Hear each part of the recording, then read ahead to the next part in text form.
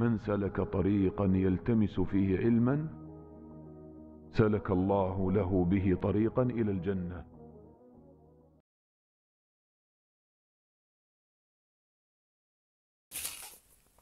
أعوذ بالله من الشيطان الرجيم. بسم الله الرحمن الرحيم، والصلاة والسلام على أشرف المرسلين سيدنا وحبيبنا محمد وعلى آله وصحبه أجمعين، أما بعد. Alors je sais pas trop où regarder parce que je me connecte à partir de deux caméras différentes pour être présente là sur alaykoum salam wa rahmatullah, pour être présente sur Instagram et sur Facebook. Du coup, on va faire comme ça. Sahafturkum, qu'Allah subhanahu wa ta'ala agrée votre jeûne et vous récompense de la meilleure des façons. La plus belle récompense, c'est de rencontrer Allah subhanahu wa ta'ala.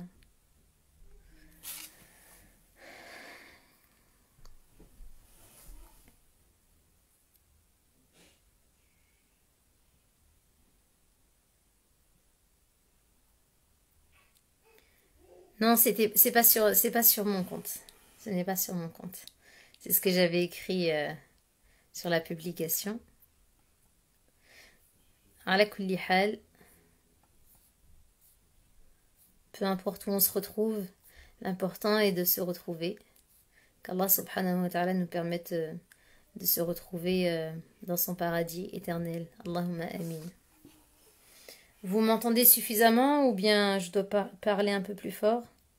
Alaykoum salam Sandra. Hasiba. Alaykoum salam wa rahmatullah.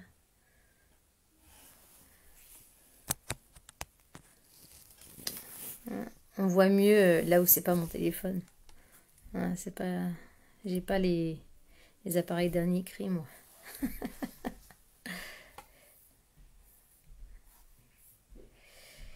Alors,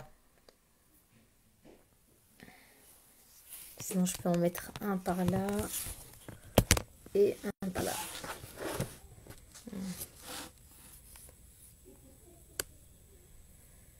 Marhaban.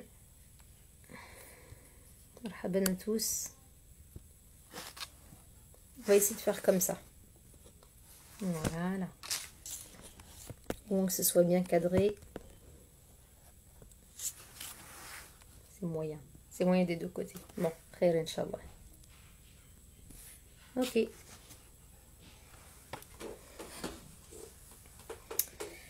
أعوذ بالله من الشيطان الرجيم. بسم الله الرحمن الرحيم، والصلاة والسلام على أشرف المرسلين سيدنا وحبيبنا محمد وعلى آله وصحبه أجمعين، أما بعد. السلام عليكم ورحمة الله. الحمد لله على نعمة الإسلام، الحمد لله على نعمة الإيمان، الحمد لله على نعمة القرآن، الحمد لله على نعمة هذا الشهر المبارك رمضان، شهر القرآن الذي أنزل فيه القرآن هدى للناس وبينات من الهدى. Louange à Allah subhanahu wa ta'ala pour ce bienfait qu'est l'islam. Louange à Allah subhanahu wa ta'ala pour ce bienfait qu'est la foi. Louange à Allah subhanahu wa ta'ala pour ce bienfait qu'est le Coran. Louange à Allah subhanahu wa ta'ala pour ce bienfait qu'est le jeûne du mois de Ramadan, le mois de Ramadan, ce mois pendant lequel le Coran a été révélé à notre bien-aimé prophète sallallahu alayhi wa sallam. Louange à Allah subhanahu wa ta'ala qui nous a permis de pouvoir jeûner en ce mois béni, car déjà qu'il nous a permis d'être présents, tout simplement pendant ce mois de Ramadan. Et justement, je dis pas qu'il nous a permis de pouvoir jeûner, parce que tout le monde ne peut pas jeûner, et je ne voulais pas les oublier ce soir. Mais alhamdulillah, Allah subhanahu wa ta'ala nous a prêté vie tandis que certains nous ont quittés, ont quitté cette vie terrestre pour rejoindre la vraie vie, celle qui est auprès d'Allah subhanahu wa ta'ala. Donc, le fait de vivre ce mois de Ramadan, le purificateur, comme on l'aime l'appeler, notre invité bien-aimé, c'est une grande ni'ma de la part d'Allah subhanahu wa ta'ala. Qu'on puisse le jeûner ou pas, qu'on puisse le jeûner ou pas, ça reste une immense faveur qu'Allah nous accorde. Parce que il nous donne l'opportunité, la força d'en profiter autant que possible. Et vous le savez, nos œuvres, elles sont multipliées pendant ce mois sacré et notamment pendant la nuit qui est meilleure que 1000 mois, Laylatul Qadr, la nuit du destin, et personne ne peut nier avoir besoin de cette offre divine exceptionnelle. Donc pour cela, remercions Allah subhanahu wa ta'ala pour toutes ses faveurs, celles que l'on a citées, mais celles également que nous n'avons pas citées, parce que même si nous essayons de les citer, nous ne pourrions le faire, comme le dit Allah Azza wa Jal dans Sourate Ibrahim, wa in ta'uddu ni'matallahi la tuhsuha. Si vous essayez de dénombrer les bienfaits d'Allah, vous n'arriverez jamais à les compter.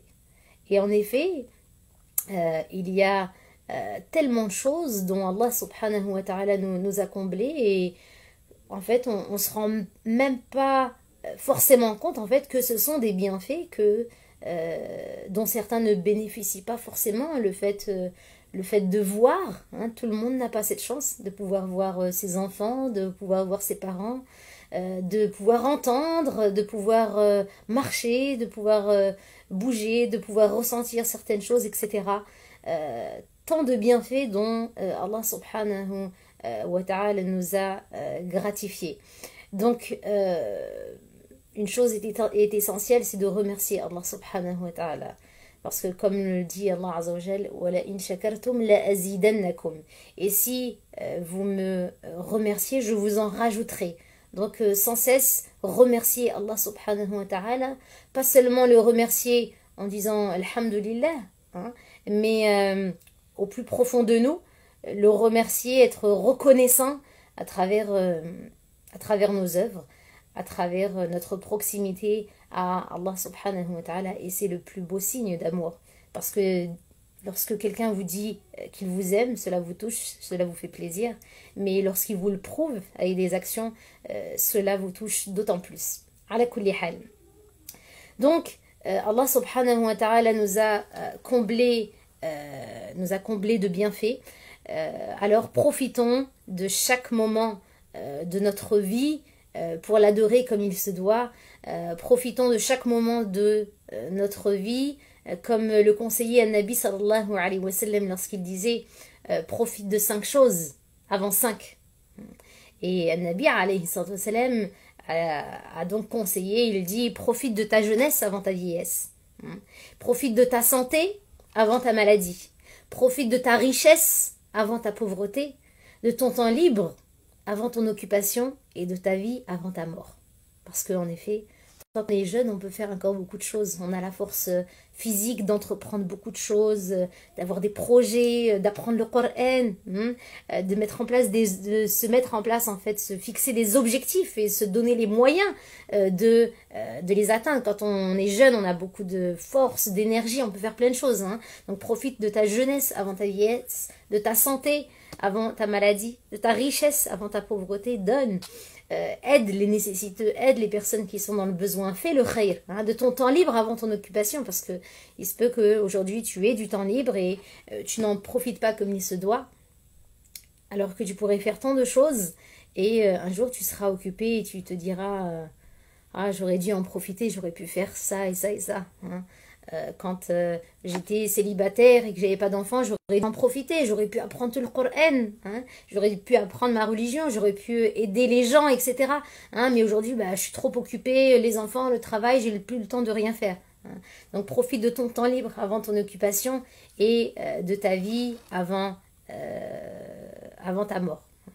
Donc quand la jeunesse, malheureusement, c'est quand la jeunesse, elle part, quand la santé part, que la richesse et le temps libre s'en vont, c'est seulement là qu'on réalise que on aurait dû profiter de ces faveurs et que on réalise tout simplement que ce sont des faveurs, que ce sont des ni'am, des bienfaits d'Allah subhanahu wa ta'ala.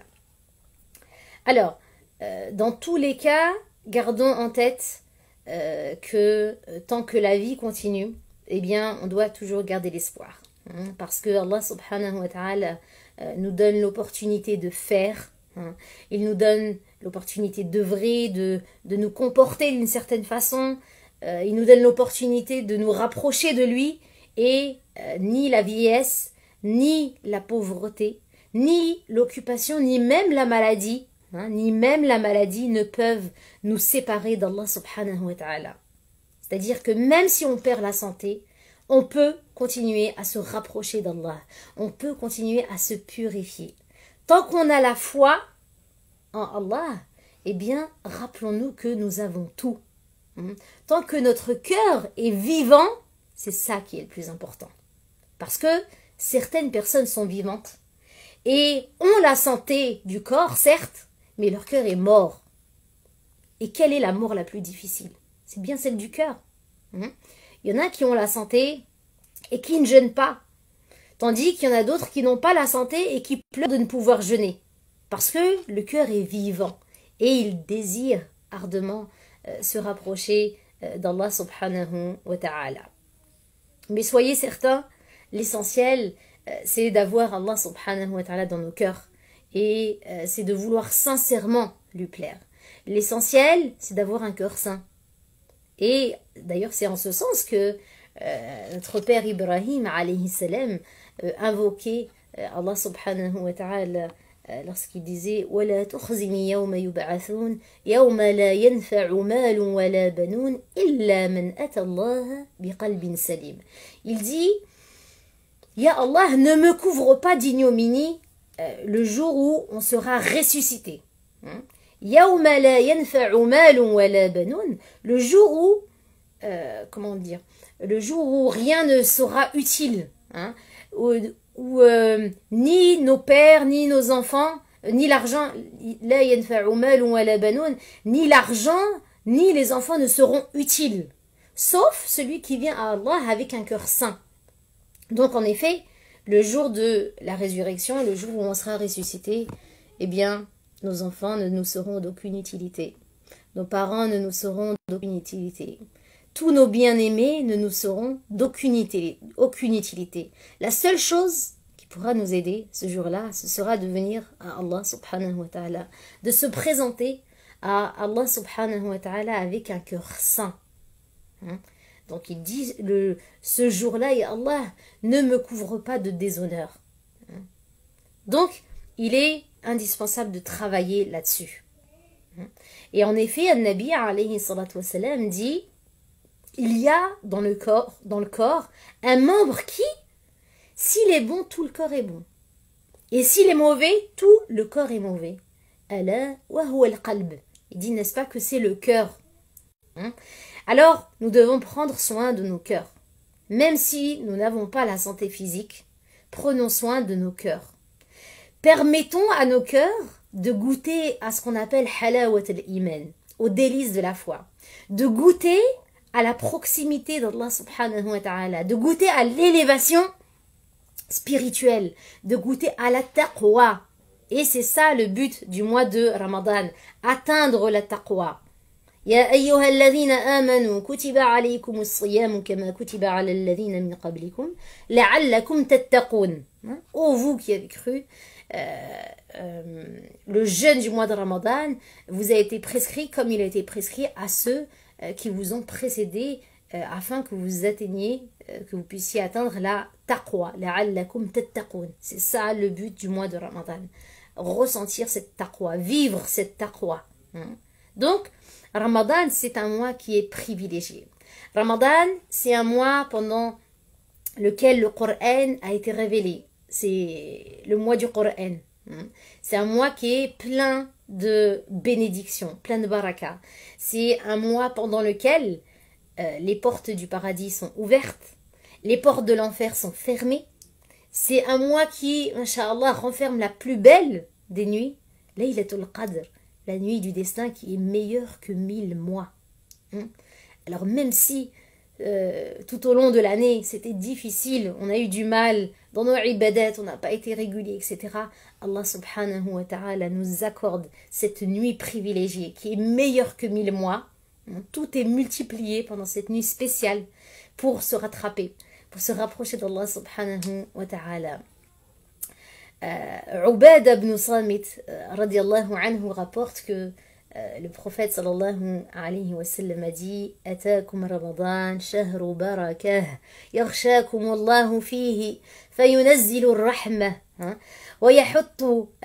ويحط الخطايا ويستجيب فيه الدعاء وينظر الله تعالى إلى تنافسكم فيه ويباهي بكم ملائكته فأروا الله من أنفسكم خيرا فإن الشقي من حرم فيه رحمة الله عز وجل. Il dit, le mois de Ramadan vous est venu. C'est un mois de baraka. Pendant ce mois, qu'est-ce qui se passe? Il dit, Allah il vous couvre de sa miséricorde. Et on le ressent.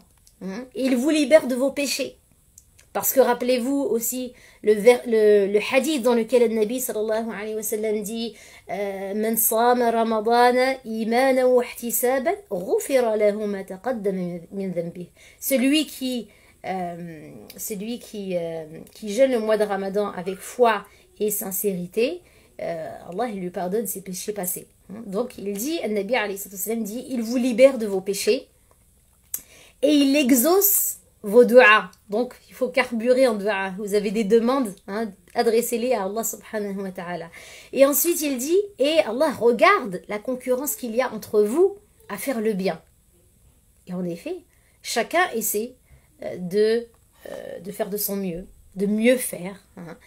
Chacun essaie de dépasser son frère dans le bien, dépasser son époux, dépasser son épouse, dépasser son enfant, dépasser son frère, sa sœur dans la lecture du Coran, dans les prières de Tarawih, dans les prières de la nuit, dans le zikr, dans tout simplement l'éducation de son âme. Et ensuite, le Nabi sallallahu alayhi wa sallam dit dans ce hadith وَيُبَاهِ بِكُمْ مَلَائِكَتَهُ. Et Allah, il se vante de vous auprès de ses anges. Je ne sais pas si on se rend compte. Allah se vante de vous auprès de ses anges. Il est fier en fait. Il est fier de ses serviteurs. Vous voyez, Allah Azza wa Jal nous a créés faibles. Il dit d'ailleurs dans le Coran وَخُلِقَ الْإِنسَانُ ضَعِيفًا. L'être humain a été créé faible. Mais en même temps, il nous a honorés. وَلَقَدْ كَرَّمْنَا بَنِي آدَمَ. Certes, nous avons honoré les fils d'Adam. Et subhanallah, malgré notre petitesse, malgré nos faiblesses, malgré nos manquements, eh bien Allah subhanahu wa ta'ala, il se vante de nous auprès de ses anges. Pourtant, vous savez que les anges, eux, sont en constante adoration. Ils ne cessent d'adorer Allah subhanahu wa ta'ala. Ils adorent Allah azza wa jal 24 heures sur 24. Et ils ne se lassent jamais. Parfois, nous, on va prier. Après, on va être fatigué. Il se peut qu'on se lasse. Mais les anges, jamais. Mais malgré cela, Allah subhanahu wa ta'ala se vante de nous auprès de ses anges. En fait, il sait que chacun fait ce qu'il peut. Chacun a son rythme, chacun a ses difficultés, mais chacun, selon ses capacités, essaie de profiter de ce mois sacré.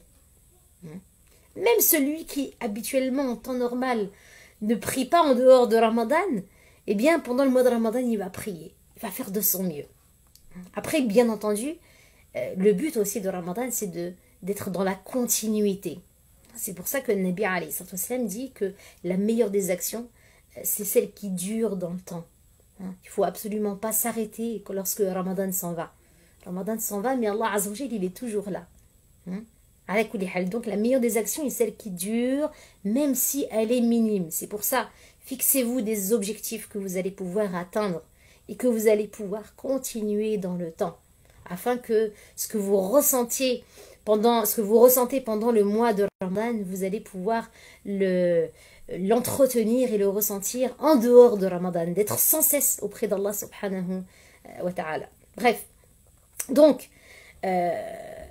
chacun va faire ce qu'il peut. Hein. Celui qui a la santé va jeûner. Celui qui n'a pas la santé pour jeûner, eh bien, qu'il sache aussi que ce mois est celui de la baraka. Ce mois est celui de la lecture du Coran. Ce mois est aussi celui des prières de Tarawih et de toute forme d'adoration. C'est le mois pendant lequel les du'as sont exaucés aussi. Bien entendu, Allah Azza wa Jal exauce à ses serviteurs sans cesse, même en dehors de Ramadan, mais il y a une baraka particulière pendant ce mois sacré. Donc, multiplions nos du'as, et Allah subhanahu wa ta'ala est sami'ud du'a, il est celui qui entend les du'as, il est mujibud da'awat, il est celui qui exauce les invocations.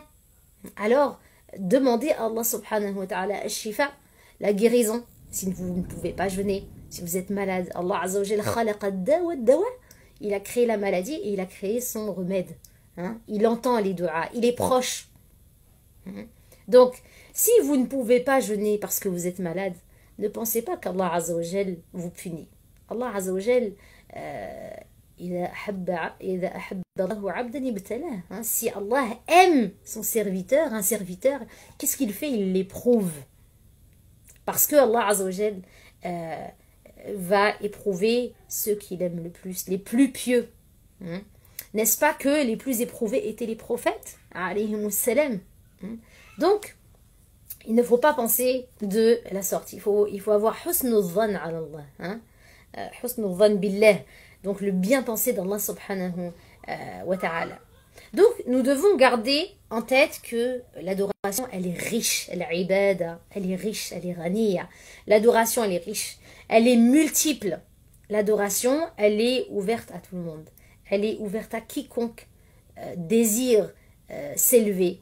Elle est ouverte à tous ceux qui recherchent l'amour d'Allah subhanahu wa ta'ala, qui recherchent sa satisfaction, qui recherchent sa miséricorde. Et la proximité à Allah subhanahu wa ta'ala, elle n'est pas limitée.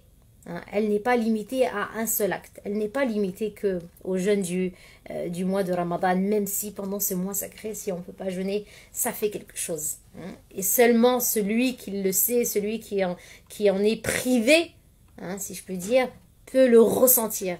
Comme on dit, il y a une expression arabe qui dit, il n'y a que celui qui marche sur la braise qui peut ressentir à quel point elle brûle. Mais, ala kulli hal, gardons tout cela en tête. Que personne ne se dise du fait qu'il ne puisse jeûner, je ne ressens pas le mois de Ramadan. La baraka de Ramadan, tout croyant peut la ressentir. En se disant que ce mois, il est ouvert à toute opportunité de se rapprocher d'Allah subhanahu wa ta'ala. Et Allah Azza wa Jal ne cesse de se rapprocher de son serviteur par des œuvres surrogatoires. Vous connaissez tous le hadith Qudsi dans lequel le Nabi sallallahu alayhi wa sallam dit وَمَا يَزَالُ عَبْدِي يَتَقَرَّبُ إِلَيَّ بِالنَّوَافِلِ حَتَّى أُحِبَّهُ فَإِذَا أَحْبَبْتُهُ كُنْتُ سَمْعَهُ الَّذِي يَسْمَعُ بِهِ. Mon serviteur ne cesse de se rapprocher de moi par les actes surérogatoires jusqu'à ce que je l'aime. Et une fois que je l'ai aimé, je deviens son ouïe avec laquelle il entend, sa vue avec laquelle il voit, sa main avec laquelle il combat, et son pied avec lequel il marche. Et s'il me demande quelque chose, alors je la lui donne. Et s'il me demande ma protection, je la lui accorde. Ainsi, celui qui ne peut jeûner à cause de sa santé, qu'il en profite pour faire d'autres adorations, qu'il se fasse un programme de récitation du Coran, ou de lecture, ou de révision. Chacun selon en fait sa situation, où est-ce qu'il en est avec le Coran, son lien avec le Coran. Qu'il se fasse un programme de dhikr, un programme de prière, qui se joigne à sa famille pour instaurer une ambiance spirituelle à la maison. On se met dans cette ambiance de Ramadan, on met du Coran, on entend du Coran. Il y a ces petites bougies qui donnent une ambiance particulière, par exemple. C'est toute une ambiance qui fait qu'on ressent. On ressent tout ça, mais avant tout, cette miséricorde qui descend, qu'Allah subhanahu wa ta'ala descend sur nous, on ne peut que que la ressentir. Essayez de réciter les douas en famille, hein, les douas du matin, les douas du soir. Impliquer les enfants dans nos ibadat aussi, leur proposer de faire, de choisir une prière s'ils sont petits, de choisir une prière qu'ils veulent prier avec nous durant la journée, par exemple la prière de l'Maghrib. Hein, la joie arrive, tout le monde va se mettre à table, tout le monde est content, la joie de rompre le jeûne, etc. Les enfants se joignent à leurs parents et prient avec eux. Hein, même s'ils sont petits, petit à petit, ils vont prendre le goût en fait de se présenter à Allah subhanahu wa ta'ala, leur expliquer les choses. On va se présenter à Allah subhanahu wa ta'ala. Nous avons rendez-vous avec Allah azawajal. Tout le monde est prêt à se présenter devant Rabbul Alamin, le Seigneur des mondes. Ala kulli hal. Ensuite, dans le hadith de Ubada ibn Samit, le Nabi alayhi salatu wassalam dit فَأَرُوا اللَّهَ مِنْ أَنفُسِكُمْ خَيْرًا فَإِنَّ شَقِيَّ مَنْ حُرِمَ فِيهِ رَحْمَةَ اللَّهِ عَزَّ وَجَلَّ. Donc il dit, donc pendant ce moment, à ce moment-là, de ce mois de Ramadan, montrez à Allah le bien qu'il y a en vous. Vous allez sortir le meilleur de vous-même. Et effectivement, pendant le mois de Ramadan, malgré la fatigue, malgré la faim, malgré la soif, on se dépasse. On se dépasse pourquoi? Parce que pendant ce mois béni, dans lequel il y a plein de bénédictions, eh bien, comment dire, les adorations nous procurent tellement de bien-être, qu'on en oublie notre fatigue. Et c'est ce qui arrivait aux compagnons Ridwanullahi alayhim du prophète alayhi sallam, à ses épouses. Hein, rappelez-vous, celle qui priait toute la nuit, qui était toute la nuit en prière, et en fait elle s'endormait, elle a décidé de mettre une corde entre deux piliers, comme ça si jamais elle s'endort, ça la rattrape, etc. Nabi alayhi sallam a dit non, il faut l'enlever cette corde, allez, va te reposer, si tu t'en peux plus, tu tiens plus. Mais en fait, les délices de la foi sont tellement, tout simplement délicieux, ça fait tellement de bien, parce que c'est notre fitra. C'est comme ça, c'est ainsi qu'Allah subhanahu wa ta'ala nous a créés. Nous avons ce besoin de religion, ce besoin de ressentir Allah subhanahu wa ta'ala proche de nous. Et ça nous fait tellement de bien qu'on en oublie le reste. Que malgré la fatigue, malgré la faim, malgré la soif, on se dépasse. Et on a envie de faire. Et on ne veut pas laisser un seul jour passer sans en profiter pleinement. Tandis que le reste de l'année, on ne cesse de dire j'ai pas le temps, j'ai pas eu le temps, le travail, les enfants, etc. Et là, on se rend compte que soudainement, on a du temps. Parce que on a, comment dire, on sait quelles sont nos priorités. Et quand une chose constitue une priorité pour nous, qu'est-ce qu'on fait? On la met en premier plan. On va accorder un temps pour cette chose. Alors qu'en dehors de Ramadan, on est un peu perdu, on est un peu égaré. On se dit j'ai envie d'apprendre le Coran, mais je trouve pas de temps. Seulement on va donner du temps à plein d'autres choses, des notifications, on lit Facebook, Instagram, TikTok, etc., etc. Toute la journée on lit. En plus des choses souvent, excusez-moi du terme, mais stupides, sans aucun intérêt, hein, sans aucune faïda. Par contre le Coran, on n'a pas eu le temps de le lire. Or, si véritablement le Coran, c'est ta priorité, tu vas lui trouver du temps. Et la preuve, pendant Ramadan, le Coran est une de nos grandes priorités et on trouve le temps de le lire. On trouve le temps de le lire une fois entièrement pendant ce mois béni, tandis que tout au long de l'année, pendant 11 mois, on ne trouve pas le temps de le terminer. C'est dire que l'importance, en fait, comment dire, nos priorités. Nous devons avoir des priorités. Donc, le prophète dit, montrez à Allah le bien qu'il y a en vous. Et il y a du bien dans chacun d'entre nous. Il y a du mal dans chacun d'entre nous. Il y a du bien aussi. Montrez-le à Allah subhanahu wa ta'ala. Il se vante de vous auprès de ses anges. Profitez-en. Et il nous rappelle, le pauvre, c'est celui qui est privé de la miséricorde d'Allah azza wa jal. Donc, toutes les conditions, elles sont réunies pendant le mois de Ramadan pour qu'on puisse exceller. Toutes les conditions sont réunies pendant le mois de Ramadan pour qu'on puisse s'éduquer, pour qu'on puisse se rapprocher d'Allah al-Wadoud, celui qui est plein d'amour pour ses serviteurs. et qui veut leur donner l'opportunité de bien faire. Alors il nous dit, voilà, je vous donne toutes les conditions nécessaires, maintenant montrez le bien qu'il y a en vous. Donc, on peut en réalité être mal seulement si on est privé de la proximité d'Allah, si on est privé de sa miséricorde. C'est ça, Shaqi. Shaqi, c'est celui qui est privé de la miséricorde d'Allah subhanahu wa ta'ala. Et sa miséricorde, il l'accorde à quiconque la convoite. Donc si vous cherchez la miséricorde d'Allah Azza wa Jal, vous le trouverez, Ghafourur Rahim. Voilà. Donc, comme nous disions, la proximité d'Allah subhanahu wa ta'ala, on peut la trouver dans plein d'adorations. Le jeûne, la prière de la nuit, la récitation du Coran, les sadaqat, les œuvres de charité. Pendant Ramadan, on s'éduque, on s'efforce d'avoir un meilleur comportement. Parce que jeûner, ça ne consiste pas uniquement dans le fait de s'abstenir de manger et de boire. Le jeûne a différents degrés. Le jeûne a 3 degrés. Il y a ce qu'on appelle le jeûne du commun. Le jeûne du commun, c'est quoi? C'est quand on s'abstient de manger, de boire et d'avoir des relations. Voilà. La awam. Le jeûne de l'élite, un autre degré, deuxième degré, en fait, il consiste à se préserver du péché. C'est-à-dire, je vais préserver mon ouïe. Je vais faire attention à ce que j'écoute. Hein, je vais préserver ma vue. Je vais faire attention à ce que je regarde. Parce que je jeûne, je vais préserver ma langue. Je me rappelle ce que dit le prophète alayhi salam. Man kana yu'minu billahi wal yawmil akhir falyaqul khayran aw liyasmut. Celui qui croit en Allah et au jour dernier, qu'il dise le bien ou qu'il se taise. Je jeûne. Hein, je jeûne, je tiens ma langue. Je ne vais pas dire des grossièretés. Je ne vais pas insulter les gens. Je ne vais pas faire du mal aux gens. Hein? Donc je préserve aussi mes mains, mes pieds, etc. Et après, il y a le jeûne de l'élite de l'élite. Et celui-là, en fait, c'est celui du cœur qui se détourne des préoccupations mondaines, qui se détourne des mauvaises pensées. Ce qu'on appelle le jeûne de l'élite, c'est en fait le jeûne de l'excellence, si vous voulez. C'est celui des pieux. Et c'est ça le vrai sens du jeûne.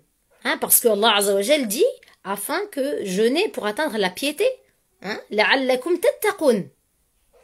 C'est ça le jeûne, c'est ça le sens profond du jeûne.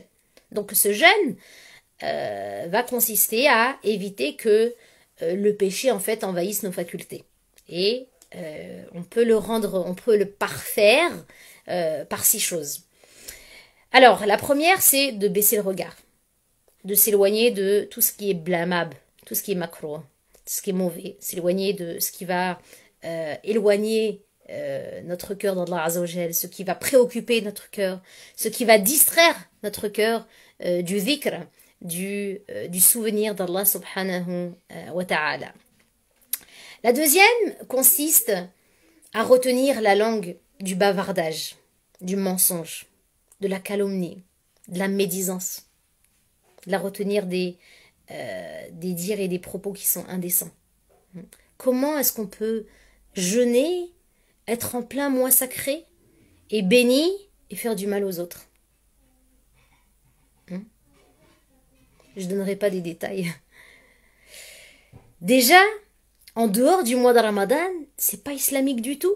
Mais alors pendant Ramadan, comment est-ce qu'on peut jeûner, mourir des fois de faim, de soif et manger la chair de nos frères?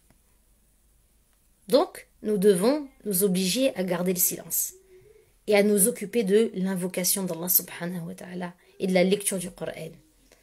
Le Nabi alayhi wa sallam dit assurément, le jeûne est protection. Quand l'un de vous jeûne, qu'il ne tient pas de propos indécents et qu'il ne vocifère pas, c'est-à-dire qu'il n'injure pas.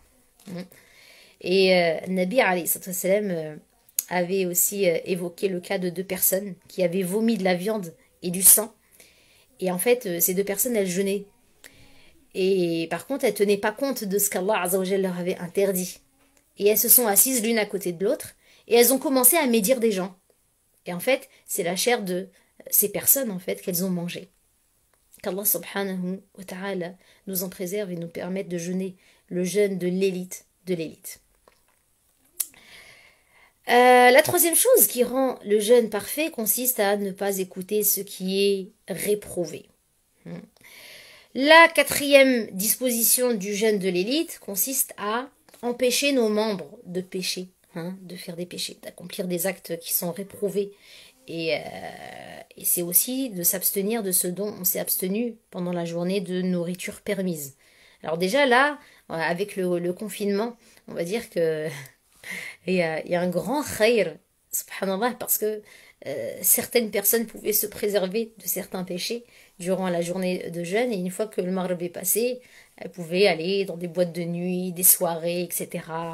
Des fois, même dans certains pays arabes, etc., ça existe. Le soir, les boîtes de nuit, etc. Là, alhamdulillah, tout est fermé.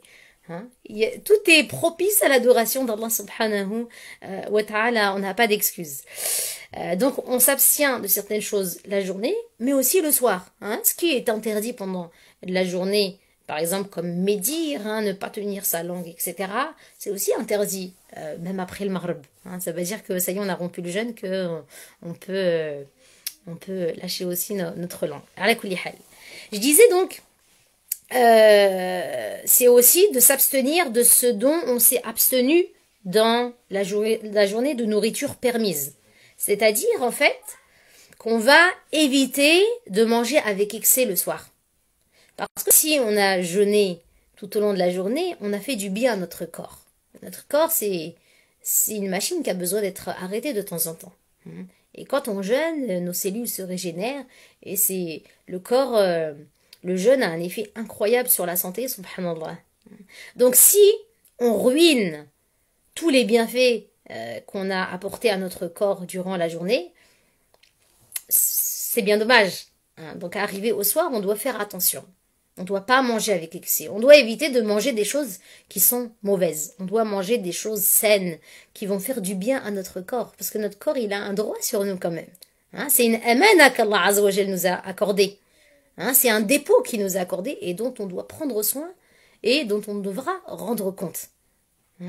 Donc, on doit s'éduquer, comme le disait, je ne vais pas dire un hadith cette fois, mais comme le disait Hippocrate, que ton aliment soit ton seul médicament.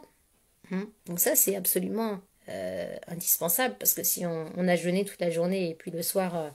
on remplit notre estomac de choubakia, de Kinder, de Coca, de mayonnaise, ketchup, etc. On est en train de le mettre en danger. Or, c'est un dépôt. C'est une amana. Donc, tout dans la mesure, bien sûr. Après, la cinquième disposition du jeûne de l'élite, elle consiste à ne pas trop manger au moment de la rupture du jeûne. Parce que l'esprit du jeûne, son secret, c'est de réduire en fait les forces, de réduire nos forces qui sont un moyen d'accès habituel de shaitan. Et d'empêcher de revenir aux mauvaises habitudes. Donc on doit essayer de pas trop manger, parce que quand on mange trop, eh bien c'est comme ça. C'est là que shaitan va rentrer et on va revenir après à nos mauvaises habitudes qu'on avait en dehors de Ramadan. Après, le bon comportement consiste aussi à ne pas dormir beaucoup pendant le jour. Malheureusement, certains vont inverser leur rythme pendant Ramadan, à savoir ils vont veiller très tard, voire ne vont pas dormir de la nuit pour pouvoir dormir la journée et moins sentir le jeûne, finalement pour que le jeûne soit plus facile. Mais le but de Ramadan, c'est pas ça.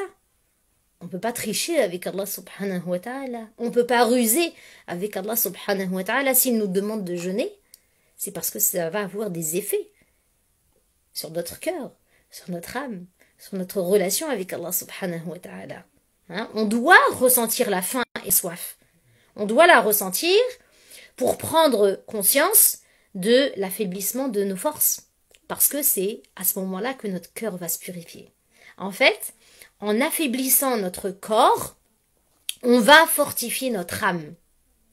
Et subhanallah, c'est vrai que c'est connu que quand on a certaines de nos capacités qu'on n'utilise pas, en fait, qui vont être sans emploi, elles peuvent aider à en renforcer d'autres.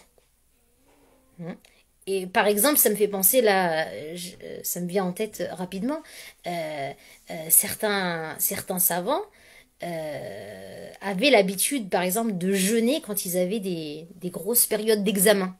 parce que le jeûne fortifiait leur mémoire. Donc, certaines capacités, lorsqu'elles sont sans emploi, elles vont aider à en renforcer d'autres. Et en fait, il en est de même dans les rapports entre notre âme et notre corps. Donc, en évitant de manger trop, on va rendre légères nos adorations de la nuit, nos ibadat. Et quand notre corps ressent un peu de faiblesse, c'est là que notre âme, elle va se fortifier. La 6e chose qui rend le jeûne parfait, c'est qu'après la rupture, en fait, on a jeûné toute la journée. Et après la rupture, on ressent la crainte et l'espoir dans notre cœur. On ne sait pas si Allah Azza wa Jal va accepter notre jeûne. On a donné le meilleur de nous-mêmes et on s'en remet à Allah subhanahu wa ta'ala espérant la récompense. On rapporte que Al-Hassan, le fils de Abu al-Hassan al-Basri, a dit: certes, Allah a fait du mois de Ramadan un hippodrome pour ses créatures. Un hippodrome, c'est-à-dire un champ de course, un moment en fait qui est propice à l'action. Et il dit, donc ces créatures, elles y rivalisent de vitesse pour lui obéir, et il y en a certains qui vont l'emporter et triompher, alors que d'autres restent à l'écart et échouent. Donc il en est de même pendant le mois de Ramadan. Donc c'est un champ de course, et on va essayer de rentrer en concurrence, bien sûr de la bonne concurrence. Comme faisait Abu Bakr radiallahu anhu et Omar radiallahu anhuma. Ils rentraient en concurrence. Chacun essayait de faire mieux pour plaire à Allah subhanahu wa ta'ala. Pas de la mauvaise concurrence. Pas vouloir écraser l'autre. C'est pas ça le but. C'est de s'encourager au bien. Entrer en concurrence. Donc il dit, il y en a qui vont l'emporter et triompher pendant ce mois béni. Il y en a d'autres qui vont rester à l'écart et qui vont échouer. Qu'Allah nous préserve de faire partie de ces derniers. Allahumma amin. On rapporte aussi que quelqu'un a dit à un pieux, Ahnaf ibn Qais, il lui dit: certes, tu es bien vieux et le jeûne t'affaiblit. Mais il lui a dit quoi? Il lui dit: je me dispose à l'accomplir en vue d'un long voyage. Et il dit: as-sabr, dans l'obéissance due à Allah, c'est plus facile que la résignation dans son châtiment. En fait, c'est mieux de patienter dans la voie d'Allah Azza wa Jal. C'est plus facile, c'est plus simple que la résignation dans son châtiment. Et en effet. Donc, voilà les signes intérieurs du jeûne. Et quant à ceux qui se contentent de s'abstenir de manger et de boire et d'avoir des relations, eh bien, les juristes disent que leur jeûne est valable, mais ils n'en réalisent pas le sens profond. Or, le but du jeûne, c'est d'atteindre la piété. C'est de dompter nos plaisirs, nos désirs pour s'élever au degré le plus haut, pour atteindre l'excellence. L'excellence des anges qui ne mangent pas, qui ne boivent pas et qui adorent Allah subhanahu wa ta'ala sans cesse. Ces anges, ils sont proches d'Allah Azza wa Jal.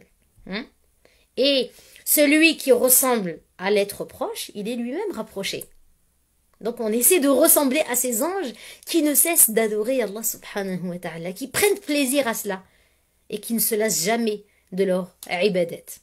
Donc on doit absolument enlever de nos esprits, oui Inch'Allah je le mettrai en replay, on doit absolument enlever de nos esprits que le jeûne consiste simplement à ne pas manger et ne pas boire. Le Nabi alayhi salatu wassalam nous rappelle bien, il dit combien de jeunes ne retirent de leur jeûne que la faim et la soif. Combien de personnes qui jeûnent n'ont retiré de leur jeûne, n'ont tiré de leur jeûne que la faim et la soif. Parce qu'ils ont mal parlé, ils ont fait du mal aux gens, ils ont blessé des gens, ils ont insulté, ils ont critiqué. Mais il n'y a pas le temps pour faire ça pendant le mois de Ramadan, ni en dehors du mois de Ramadan. Mais là, pire encore, parce que ce mois, il est sacré, il est béni. Donc, toute œuvre d'adoration a un aspect extérieur et un sens intérieur et profond.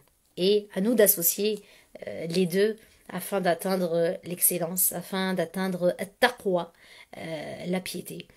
Qu'Allah subhanahu wa ta'ala nous permette de faire partie de l'élite. Qu'Allah subhanahu wa ta'ala nous accorde la récompense de ce mois béni. Donc gardons en tête que l'on puisse jeûner ou pas. Rien ne nous empêche d'exceller dans nos adorations, de nous rapprocher d'Allah subhanahu wa ta'ala, de beaucoup l'invoquer, de faire le bien autour de nous.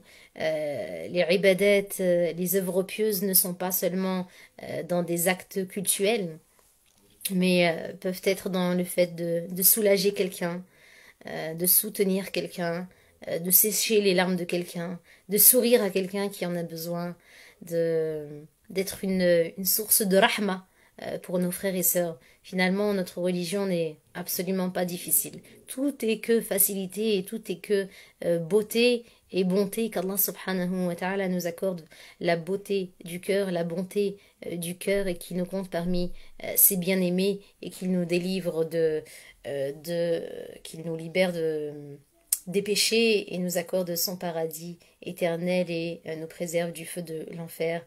Barakallahu fikum, j'espère ne pas vous avoir trop retenu, qu'Allah subhanahu wa ta'ala vous permette de passer une bonne nuit en ibadah et ne nous oublions pas dans nos invocations respectives. Barakallahu fikum. سبحان ربك رب العزة عما يصفون وسلام على المرسلين والحمد لله والحمد لله والحمد لله رب العالمين. السلام عليكم ورحمة الله.